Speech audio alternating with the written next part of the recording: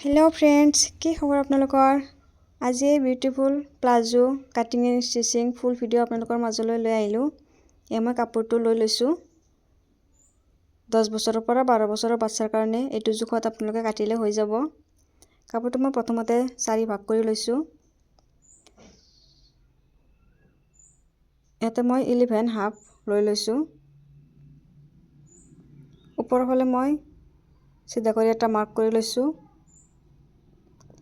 খোলা সাইডটো মোৰ বাইৰৰ ফালে আছে বন্ধ সাইডটো এটো সাইডে আছে ওপৰৰ ফালে মই 1.5 ইঞ্চি ইলাস্টিকৰ কাৰণে লৈছো ইয়াৰে পৰা মই 9 হাফত এটা মাৰ্ক কৰিছো এটো মই সিধাকে এটা মাৰ্ক কৰি লৈছো এবাৰ মই লেন্থটো লৈ লম জৰ পাই মই ইলাস্টিকৰ মাৰ্কটো লৈছো তাৰে পাই ধৰি ফালে যিমান আপোনাৰ দিগালটো হয় হিমান লৈ লব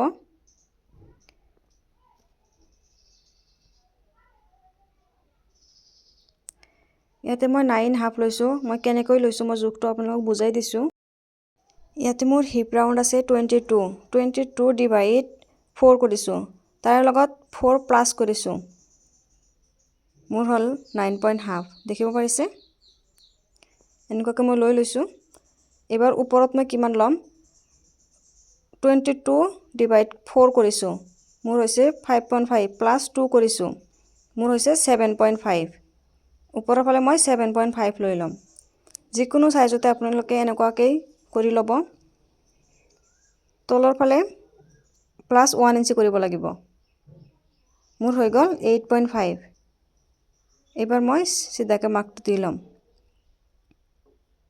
তলৰ ফালে যিকোনো সাইজতে 1 ইঞ্চি বেছি লব ওপৰৰ ফালে যিমানে থাকে এইফালে মই 2 ইঞ্চি এটা মাৰ্ক কৰি লৈছো এবাৰ মই ইয়াতে মাহু মাজতে এটা মাৰ্ক কৰি লৈছো ইয়াৰে পৰা আৰু মাজৰ পৰা আৰু এটা মাৰ্ক কৰি লৈছো এখিনি মই এবাৰ শেপটো দি লৈছো স্কেলেৰে মই শেপটো দি লৈছো আপোনালোকে হাতেৰো দিব পাৰে স্কেল হলে সহজ হয়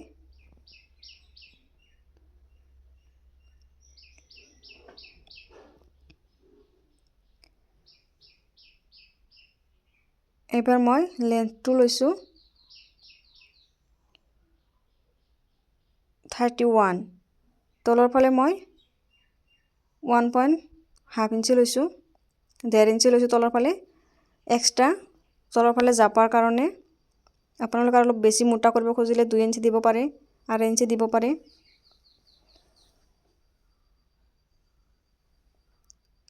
তলৰ ফালে লৈছো 9 ইঞ্চি 8 ইঞ্চিত মোৰ হ'ব 1 ইঞ্চি এক্সট্ৰা এনেকুৱাকৈ মই মাজত এটা মাৰ্ক কৰি লৈছো ফিটাৰ সহায়ত মাজৰ ফালে যিখিনি মই মাৰ্ক কৰিছো তাতে মই 9 ইঞ্চিত এটা মাৰ্ক কৰিছো তলৰ ফালে যিমান দিছো সেই মাজত যেটো মাৰ্ক কৰিছো তাতেও মই 9 ইঞ্চিত এটা মাৰ্ক কৰিছো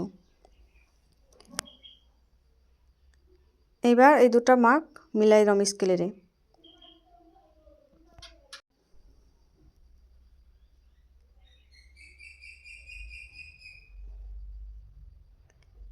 এয়া মোৰ হৈ গল এইবাৰ কাটিং কৰি লম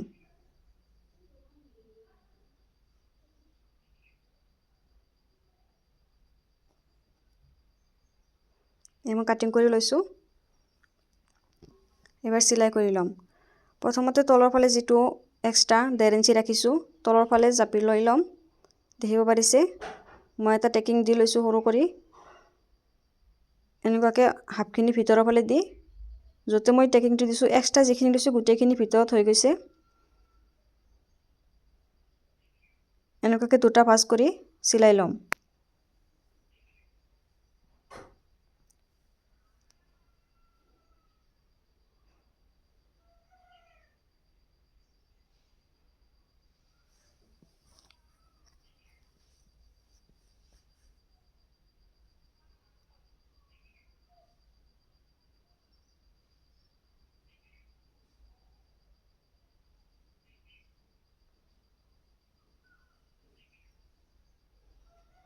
এয়া মই সিলাই লৈছো একে ধৰণে মই দুটা সিলাই লম এয়া মই দুটা সিলাই হৈ গল এবাৰ মই সাইডটো সিলাই কৰি লম এটা সিধা সাইডত আৰু এটা সিধা সাইড ওপৰত ৰাখি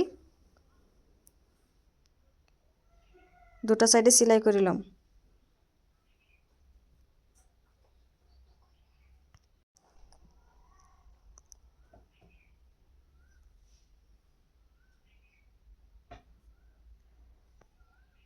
এনেকুৱাকে এক্সট্ৰা বাহিৰৰ ফালে ৰাখি সিলাই কৰি ল'ব। ইয়াত দেখিব পাৰিছে মই দুটা সাইডে সিলাই কৰি লৈছো। এবাৰ তলৰ পৰা মই যিখিনি এক্সট্ৰা ৰাখিছো 1 ইঞ্চি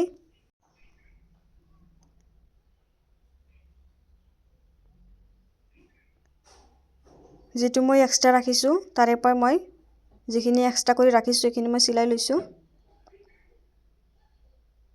ইয়াত দেখিব পাৰিছে এটা সাইডৰ পৰা সিলাই আহি আৰু এটা সাইডে সিলাইটো শেষ হ'ব।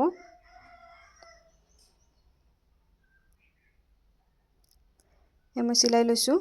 ওপৰৰ ফালে মই যিখিনি এক্সট্ৰা ৰাখিছো ওপৰৰ ফালে ইলাষ্টিকৰ কাৰণে ওপৰৰ ফালে হাফ ইঞ্চি কৰি মই সিলাই এটা কৰি লৈছো প্ৰথমতে। মই ইলাষ্টিক কাটি লৈছো।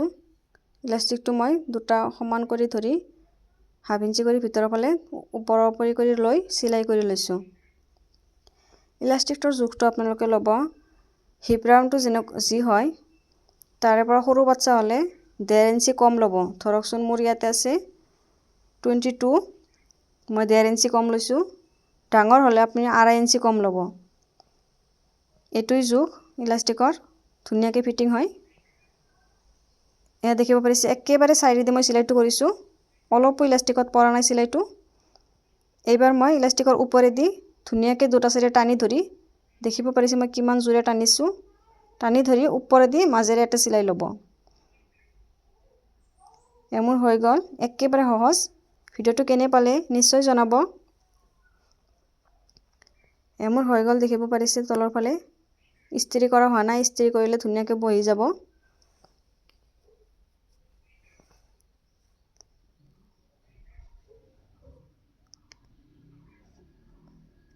আজিৰ কাৰণে এইখিনি আছিল। সকলোৱে ভালে থাকিব। Bye bye.